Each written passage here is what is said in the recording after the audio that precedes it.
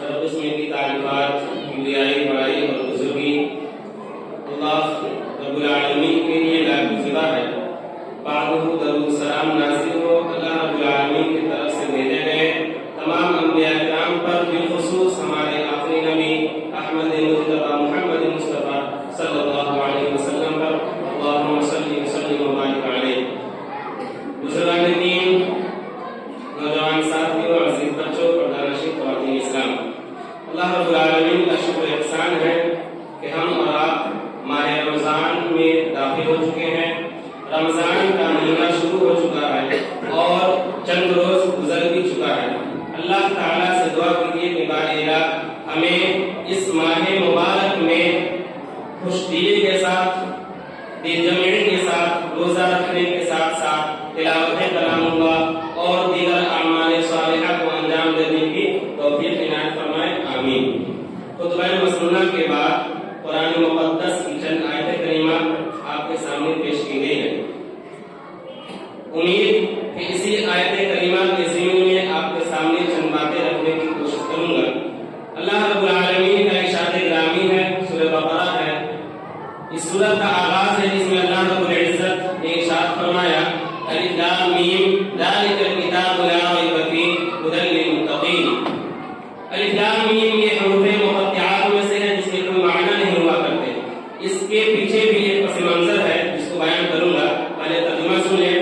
ذالک الکتاب لا ریب فیہ ھدی للمتقین، یہ کتاب یعنی قرآن مقدس، قرآن کریم، یہ ایسی کتاب ہے جس میں لا ریب فیہ، ذرہ برابر شک کی کوئی گنجائش نہیں ہے۔ اس اعتبار سے اس کی تفصیل بیان کروں گا۔ ھدی للمتقین، جو متقیوں کے لیے، پرہیزگاروں کے لیے، ایمان والوں کے لیے ہدایت کا سچ چشمہ ہے۔ الف لام میم کا مطلب یہ ہے کہ حروف مقطعات ہے، اس میں کوئی معنی اور تفصیل نہیں ہے۔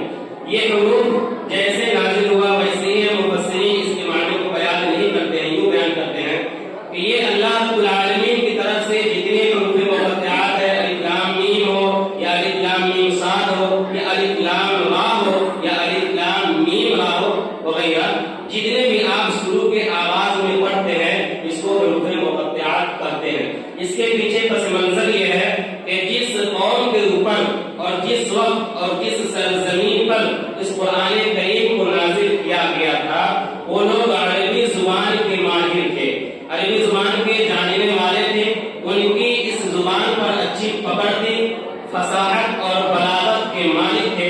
لہذا یہ جو چند جو آپ کو بتایا گیا حروف مقطعات، یہ ایک بات یہ بھی بتائی جاتی ہے، یہ ان لوگوں کے اوپر چھوڑا گیا کہ تم لوگ ذرا بتاؤ کہ اس کا معنی اور مطلب کیا ہے۔ قرآن کریم کی دوسری آیت کریمہ جو آپ کے سامنے پیش کی گئی ہے، جو سورہ بقرہ سے تعلق رکھتی ہے، جس میں اللہ تعالیٰ نے ارشاد فرمایا شہر رمضان الذی انزل فیہ القرآن ھدی للناس وبینات من الہدی والفرقان، کہ یاد کرو کہ وہ مہینہ کون سا تھا جس میں قرآن مقدس کو نازل کیا گیا، یعنی شہر رمضان الذی انزل فیہ القرآن، کہ وہ رمضان کا ہی مہینہ تھا جس میں قرآن کریم کو نازل کیا گیا۔ قرآن کریم کا اور رمضان المبارک کا میرے بھائیوں بہت گہرا تعلق ہے، اس لیے کہ یہ قرآن کریم اسی مہینے میں نازل ہوا اور اس مہینے کے سب سے افضل اور سب سے اعلیٰ جو رات کہی جاتی ہے قرآن کی زبان میں لیلۃ القدر، اس میں نازل ہوا۔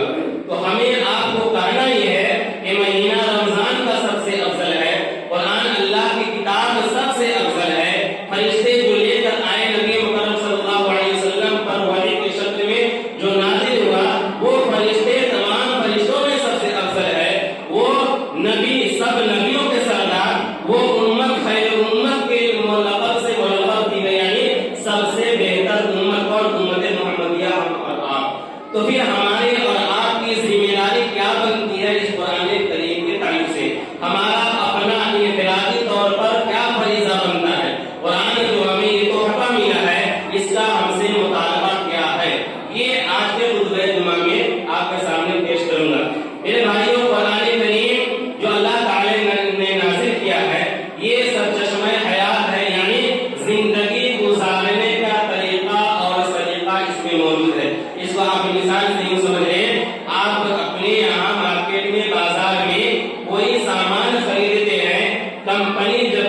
چیز کو ایجاد کرتی ہے، فیکٹری سے بن کر جب مارکیٹ میں وہ سامان آتا ہے، تو جب آپ اس باکس کو کھولیں گے، اس سامان کو نکالیں گے، مثال کے طور پر موبائل لیں گے، تو آپ جب ڈبہ کھولیں گے اس کے ساتھ ایک پرچی نکلے گی، اس میں کمپنی کی طرف سے چند ہدایات لکھے ہوئے ہوتے ہیں کہ اس سامان کو، اس موبائل کو کیسے استعمال کرنا ہے تاکہ آپ خود بھی محفوظ رہیں اور آپ کا سامان بھی محفوظ رہے۔ وہ گائیڈ لائن ہے، اس کے برخلاف اگر آپ کرتے ہیں تو آپ کا سامان بھی نقصان ہوگا، اور بسا اوقات ایسا بھی ہوتا ہے کہ اس سامان کے ذریعے، اس موبائل کے ذریعے، موبائل تو ختم ہوتا ہی ہے، انسان بھی ختم ہو جاتا ہے، صحابہ چل جاتا ہے، اس کے اوپر اس کا غلط اثر پڑتا ہے۔ تو اللہ تعالیٰ نے ایسے ہی قرآن کریم کو نبی مکرم صلی اللہ علیہ وسلم کے اوپر نازل کیا۔ اے نبی صلی اللہ علیہ وسلم، اس کتاب کو آپ پڑھیں، اپنے صحابہ کو بتائیں، صحابہ کرام نے ان کو پڑھا، اور تدریج بتدریج سلسلہ وار نازل ہوتا رہا، نبی سے صحابہ، صحابہ سے تابعین، تابعین سے تبع تابعین، خلفائے راشدین، سلسلہ در سلسلہ ہم تک پہنچ چکا ہے۔ اس میں ذرہ برابر کوئی شک کی گنجائش نہیں ہے کہ اللہ رب العالمین کا کلام نہیں ہے۔ کیوں؟ اس لیے کہ اللہ تعالیٰ خود اس بات کا اعلان کرتا ہے کہ ذالک الکتاب لا ریب فیہ۔ ایک بات اٹھی تھی شروع میں، اور پہلے والوں نے کہا تھا کہ یہ قرآن اللہ کا کلام نہیں ہے، بلکہ یہ جو لفظ قرآن ہے یہ خود اعلان کر رہا ہے، چلا رہا ہے، بتا رہا ہے کہ نہیں، یہ اللہ کا کلام ہے۔ کیوں؟ اس لیے کہ قرآن جو ورڈ ہے، یہ لفظ قرآن، اس کے بہت سارے معنی بیان کیے گئے ہیں، انہیں میں سے ایک معنی یہ بیان کیا گیا ہے قرآن کہ قرآن سے، جس کا معنی ہوا کہ بہت زیادہ پڑھی جانے والی کتاب۔ جب ازل میں، ایک دم شروع میں جب یہ قرآن کریم نازل ہوئی، اس وقت سے لے کر اب تک نبی صلی اللہ علیہ وسلم، صحابہ، تابعین، تبع تابعین، اعظام، اور آج تک، اور انشاءاللہ رہتی دنیا تک، قیامت کی صبح تک یہ کتاب برقرار رہے گی، اور اس کی تلاوت ہوتی آ رہی ہے اور ہوتی رہے گی۔ ایک بات یہ ہوتی ہے کہ اللہ کا کلام نہیں ہے، اور کہنے والوں نے کہا تو اللہ نے قرآن کے سورہ بقرہ میں جواب دیا کہ وَإِن كُنتُمْ فِي رَيْبٍ مِّمَّا نَزَّلْنَا عَلَىٰ عَبْدِنَا فَأْتُوا بِسُورَةٍ مِّن مِّثْلِهِ وَادْعُوا شُهَدَاءَكُم مِّن دُونِ اللَّهِ إِن كُنتُمْ صَادِقِينَ۔ یہ جو قرآن ہے، یہ جو کلام ہے، وَإِن كُنتُمْ فِي رَيْبٍ مِّمَّا نَزَّلْنَا، اس میں ذرہ برابر جو لوگ شک کرتے ہیں، جس کو ہم نے اپنے نبی، اپنے بندے محمد صلی اللہ علیہ وسلم کے اوپر نازل کیا ہے، مِّمَّا نَزَّلْنَا عَلَىٰ عَبْدِنَا فَأْتُوا بِسُورَةٍ مِّن مِّثْلِهِ، کہ پوری دنیا انسانیت کے لیے چیلنج ہے، اور اللہ نے کہا قُلْ لَئِنِ اجْتَمَعَتِ الْإِنسُ وَالْجِنُّ عَلَىٰ أَن يَأْتُوا بِمِثْلِ هَٰذَا الْقُرْآنِ لَا يَأْتُونَ بِمِثْلِهِ وَلَوْ كَانَ بَعْضُهُمْ لِبَعْضٍ ظَهِيرًا، کہ ایک سورت تو بہت دور کی بات ہے، ایک آیت بھی اس زمین پر بسنے والا کوئی بھی انسان اس کے برابر نہیں لا سکتا ہے۔ یہ قرآن کا چیلنج ہے۔ کیوں؟ اس لیے کہ اللہ نے کہا کہ بھائی یہ وہ کتاب نہیں ہے جو کوئی بھی لکھ دے اور کوئی بھی اس کی طرح لے آئے۔ لکھنے والوں نے کوشش کی تھی، کہنے والوں نے کہا تھا، لیکن ان کا منہ کالا ہو گیا۔ اور الغرض یہ کہ شروع زمانے میں جب یہ بات قرآن کریم نازل ہوئی، اس وقت کی بات ہے، لوگوں نے کہا کہ اللہ کا کلام نہیں، تو اللہ نے جواب دیا کہ نہیں، یہ میرا کلام ہے، اگر تم چاہو تو اس جیسی ایک سورت میں ایک آیت ملا کر دکھا دو، تم لا نہیں سکتے۔ یہ اللہ رب العالمین کا کلام ہے جس میں ذرہ برابر شک نہیں ہے۔ اب آئیے ہم یہ سمجھیں کہ اللہ نے یہ قرآن کیوں نازل کیا۔ میں نے مثال دیکھ کر آپ کو بتایا نا کہ کوئی سامان کمپنی جب لانچ کرتی ہے تو پھر اس کے ساتھ ہدایات ہوتے ہیں، تو اللہ نے اسے نازل کیا امت محمدیہ پر، ہمارے آپ کے اوپر، کہ ہم اس کتاب ہدایت کو پڑھیں، اس کتاب مبین کو پڑھیں، منزل من اللہ ہے، اس کو پڑھ کر سمجھیں اور اس پہ عمل کریں۔ خلاصہ ایک لفظ میں اس کو یاد رکھیں، اللہ نے کیوں نازل کیا؟ اس لیے نازل کیا کہ اس کو ہم پڑھیں، پڑھ کر سمجھیں اور سمجھ کر اس پر عمل کریں۔ اور اللہ تعالیٰ نے اور اللہ کے نبی صلی اللہ علیہ وسلم نے اپنے ماننے والے کو ترغیب دلائی ہے۔ بسا اوقات ہر اعتبار سے موقع بموقع امت محمدیہ کو ترغیب دلائی کہ بھائی یہ قرآن کریم ہے جس کی تلاوت کرنے پر آپ کو ثواب بھی دیا جائے گا، یہ قرآن کریم ہے جس کی تلاوت کرنے سے آپ کے دل کے اندر تازگی پیدا ہوگی، یہ قرآن کریم ہے جہاں پر تلاوت کی جاتی ہے اللہ کی طرف سے فرشتے نازل ہوتے ہیں، سکینت اور رحمت نازل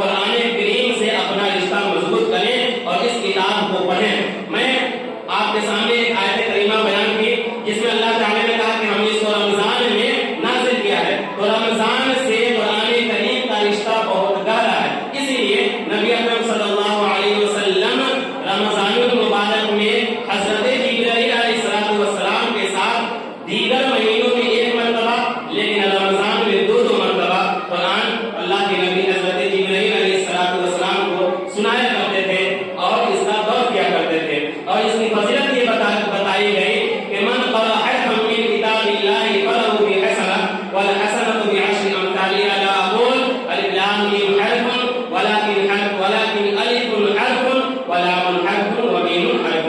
کہ میں یہ نہیں کہا کہ الف لام میم ایک حرف ہے. کون؟ نبی صلی اللہ علیہ وسلم نے فرمایا کہ میں یہ نہیں کہا کہ الف لام میم پورا ایک حرف نہیں، بلکہ الف ایک الگ حرف ہے، لام الگ حرف ہے، میم الگ حرف ہے.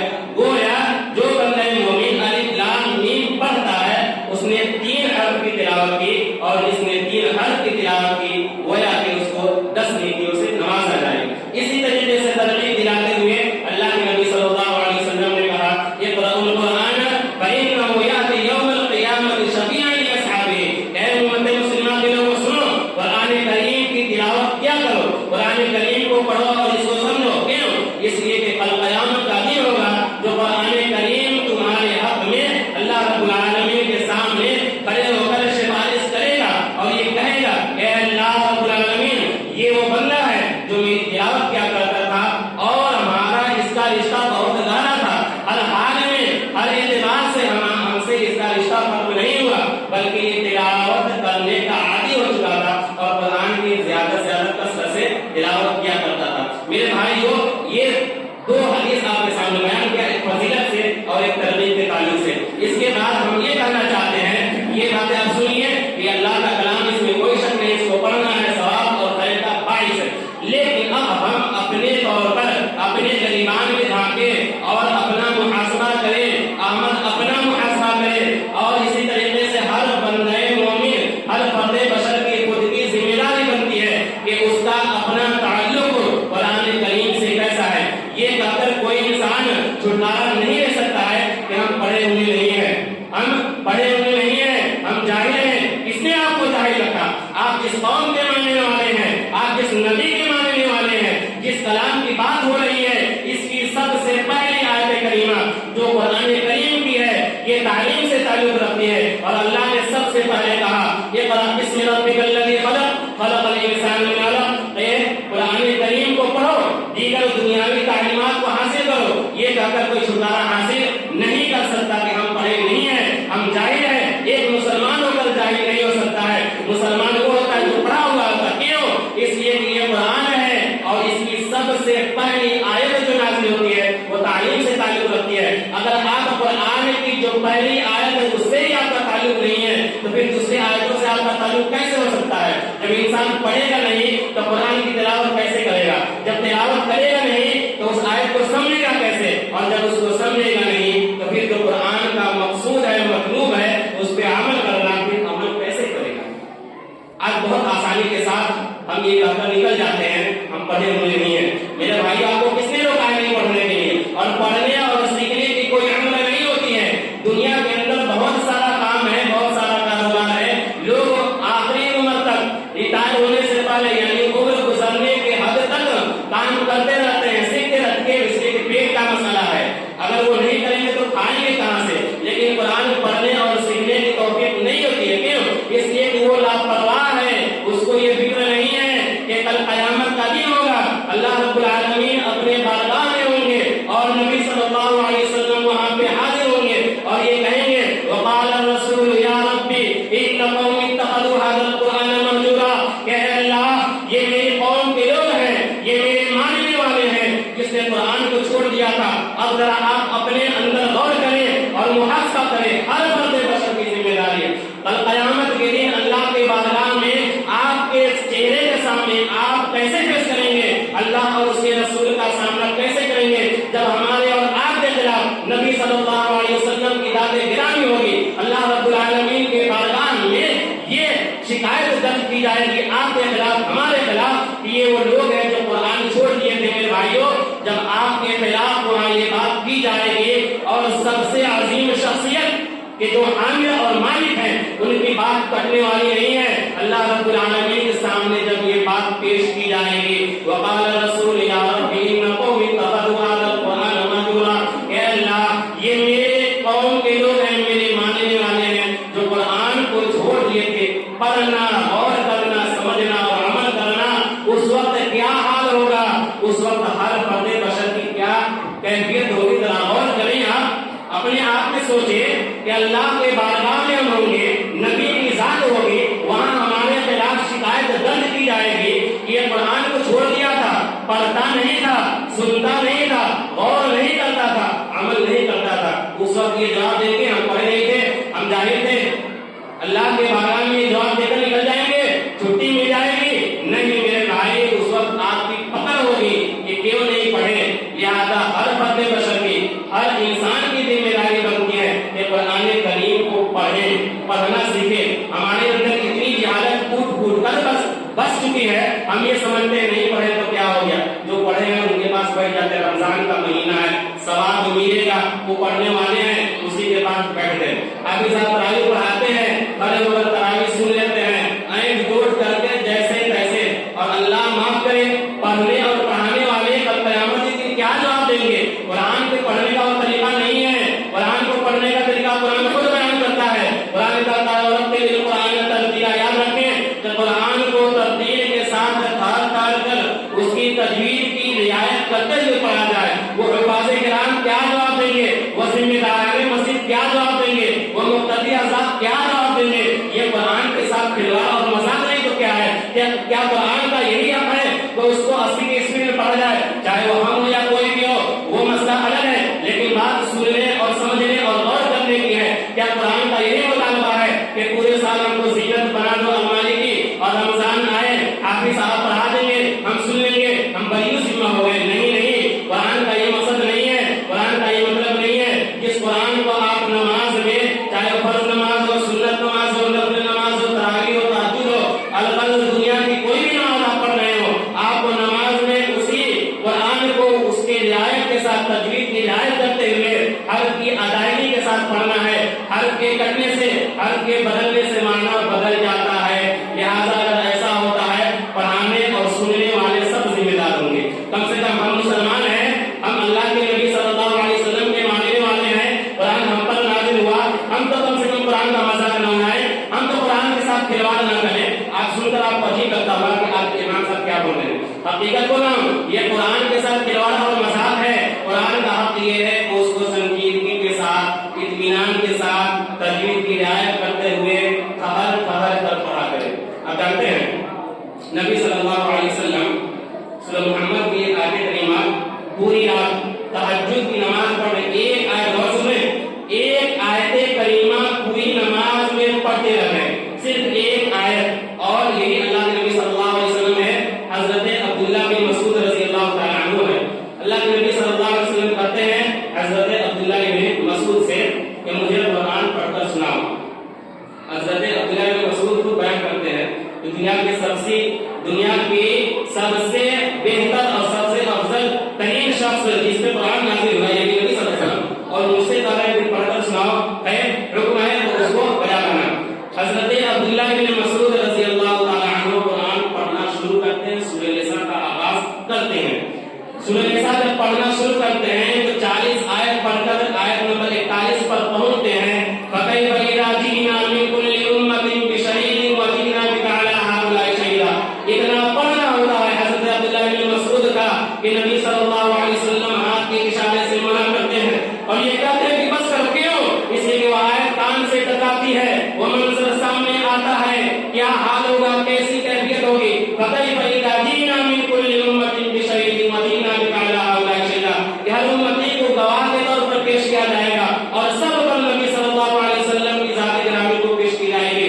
جب کتنا سننا ہوتا ہے، نبی صلی اللہ علیہ وسلم کا روپتان ہونے لگتے ہیں، اور آپ کی آنکھ اشتباہ ہو جاتی ہے، اور آپ مجبور ہو جاتے ہیں کہ نہیں اب ہم کو نہیں سننا، یہ قرآن ہے اور یہ اس کی تاثیر ہے۔ حضرت عمر رضی اللہ تعالیٰ عنہ کا نام سنے ہیں آپ، یہ دشمن ہوا کرتے تھے اسلام کے، اسلام میں داخل ہونے سے قبل اسلام کے ماننے والوں کے دشمن تھے، لیکن جب ان کو پتہ چلتا ہے کہ چند لوگ ہیں جو اسلام لائے ہیں اور فلاں جگہ پر وہ لوگ چھپے ہوئے ہیں، حضرت عمر رضی اللہ تعالیٰ عنہ نکلتے ہیں ان کی طرف، راستے میں ایک شخص سے ملاقات ہوتی ہے، وہ کہتے ہیں کہاں جا رہے ہو، تو فلاں آدمی سے ملنے جا، کیا ارادہ ہے، تو وہ ایسے ایسے جا رہا۔ حضرت عمر جب وہاں جاتے ہیں لوگوں کے اوپر حملہ کرنے کے لیے، اپنی بہن فاطمہ اور اپنے بہنوئی سعید قرآن کی تلاوت کرتے ہوتے ہیں، عمر کی آڑ پا کر چپ ہو جاتے ہیں وہ لوگ، لیکن جب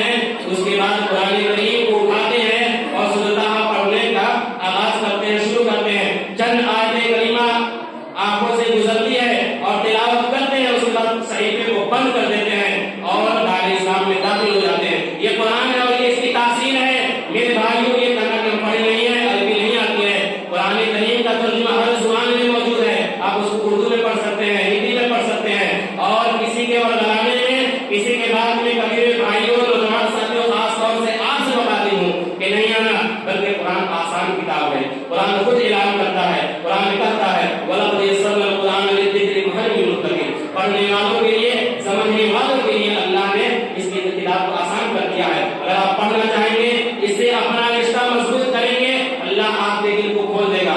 ابھی اسی بستی کی بات، ابھی چند 4 دن گزرا نا ماہ رمضان کا، ایک نوجوان بچہ اسی محلے کا آیا اور کہا کہ ہم اس مرتبہ ترجمہ کے ساتھ پڑھنا چاہتے ہیں۔ اس کے شوق کو دیکھو میرے نوجوان ساتھیوں، ذرا غور کرو، وہ کہتا ہے کہ ہم ترجمہ کے ساتھ پڑھنا چاہتے ہیں۔ بہت اچھی بات ہے، پڑھو۔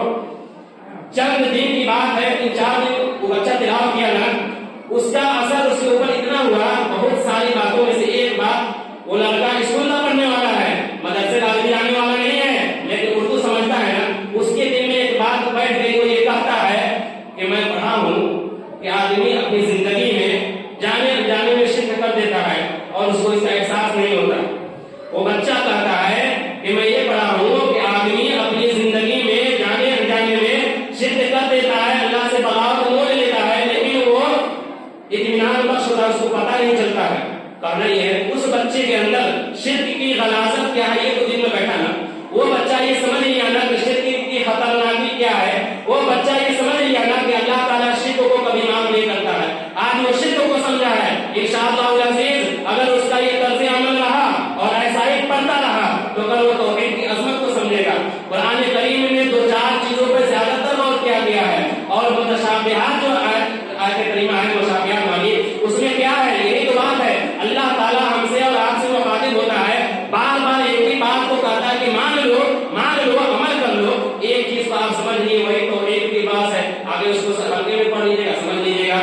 گزرے ہوئے نبی کے جو واقعات ہے اس کو کہانی کے طور پر پڑھنے بڑی آسانی کے ساتھ سمجھ سکتے ہیں، اس میں شرک کی غلاظت کو بیان کیا گیا، اس کو آپ سمجھ سکتے ہیں، اخلاقیات بیان کیا گیا ہے۔ الگ یہ کہ دنیاوی زندگی کے اعتبار سے جب انسان کی آنکھ کھلتی ہے صبح بستر سے، اس وقت سے لے کر رات سونے تک دنیا میں جو زندگی گزار رہا ہے نا، مرور ایام جو گزر رہا ہے، وہ کیا کرتا ہے، کیسے کرنا چاہیے، ساری چیزیں اس میں موجود ہے، آداب کے لحاظ سے، اسلامیات کے لحاظ سے، اخلاقیات کے لحاظ سے، دنیا اور آخرت کے لحاظ سے۔ اگر آپ پڑھیں گے تب سمجھیں گے، نہیں پڑھیں گے تو کوئی فائدہ نہیں ہوگا۔ اس غلط فہمی میں ہرگز نہ رہیں کہ ہم پڑھے ہوئے نہیں ہیں تو کیا ہوگا، ذرا جاتے جاتے اس پیغام کو لے کر جائیے گا کہ بارگاہ میں اللہ کے سامنے ایک اللہ ہے، اللہ کے نبی ہیں، آپ ہیں، اور یہ شکایت ہوگی کہ اے اللہ یہ ہمارے ماننے والے ہیں، امت محمدیہ میں سے ہیں، جن کا دعویٰ سب سے اچھا تھا لیکن قرآن نہیں پڑھتا تھا، ہمارا آپ کا کیا جواب ہوگا۔ اسی فکر کو آپ لے کر جائیں اور ایک زندگی کا، نئی زندگی کا آغاز کریں اور اپنے آپ کو سنوارنے کی کوشش کریں۔ اللہ نے جو یہ دی ہے نا زندگی کی نعمت، اس کو سمجھنے کی کوشش کریں میرے بھائی۔ یہ دنیا بڑی فانی دنیا ہے نا، اس سے آپ دل جتنا لگائیں گے نا اتنے اس میں گھستے اندر چلے جائیں گے۔ آپ اپنے زندگی کے کچھ وقت اور کچھ منٹ، کچھ گھنٹے کو اس کے لیے مخصوص کیجیے اور اس کو پڑھنے اور سمجھنے کی کوشش کیجیے۔ اور آپ جب خود نہیں پڑھیں گے تو آپ کے بچے نہیں پڑھیں گے۔ بچہ چھوٹا وہی کرتا ہے جو اپنے بڑوں کو کرتا دیکھتا ہے۔ ابھی جو اتنی باتیں ہوئی نا، ابھی بہت سارے بچے بات کر رہے ہیں، کسی کا قبلہ ادھر ہے، کسی کا ادھر ہے، وہ کیسے بیٹھا ہوا، تو جو بڑا ہوا کرتا ہے نا چھوٹا وہی دیکھ رہا ہے۔ گھر میں بڑے جب پڑھیں گے، امی پڑھیں گی، ابو پڑھیں گے، تو چھوٹے بچوں کے اندر شوق اور رغبت پیدا ہوگی، کل انشاءاللہ وہ بھی پڑھے گا، وہ بھی آگے بڑھے گا، آپ کا، سماج کا، قوم ملت کا نام روشن کرے گا۔ دنیا بھی اس کی انشاءاللہ اچھی ہوگی اور آخرت بھی انشاءاللہ العزیز اچھی ہوگی۔ اللہ رب العالمین سے دعا ہے کہ بار الہ ہمیں قرآن کریم کو پڑھنے، سمجھنے اور اس پر عمل کرنے کی توفیق عنایت فرمائے۔ آمین۔ وما توفیق الا باللہ۔ والسلام